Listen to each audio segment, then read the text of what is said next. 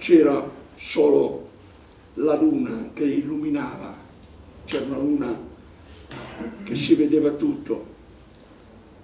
che illuminava l'immagine della tragedia che si presentava ai nostri occhi. C'era un silenzio sinistro,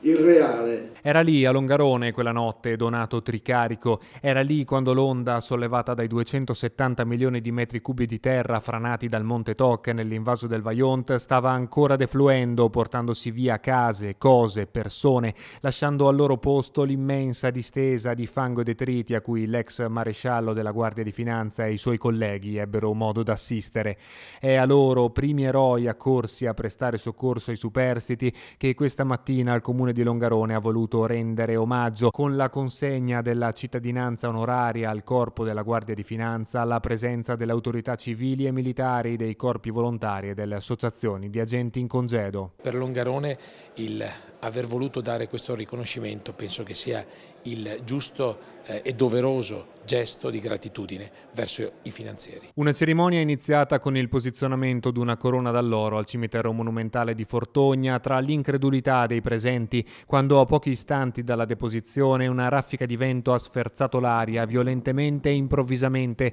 come a ricordare quanto accadde la notte della tragedia, rievocata nelle parole del maresciallo Tricarico, dagli occhi del maresciallo Tricarico, quegli stessi occhi che ebbero modo d'assistere alla devastazione che i soccorritori si trovarono di fronte la notte del 9 ottobre 1963. Un vento freddo che ci spezzava i volti, nell'aria segnava un senso di paura e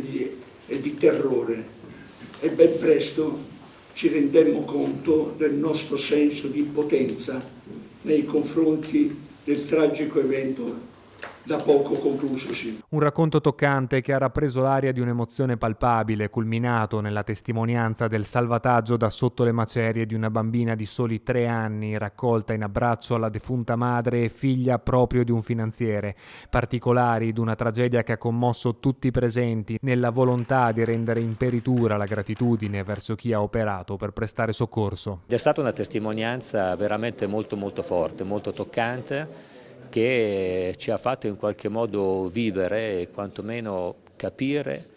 quello che è veramente stata l'emozione e la forza di un momento così tragico, non soltanto per questa vallata ma per tutta la nostra nazione.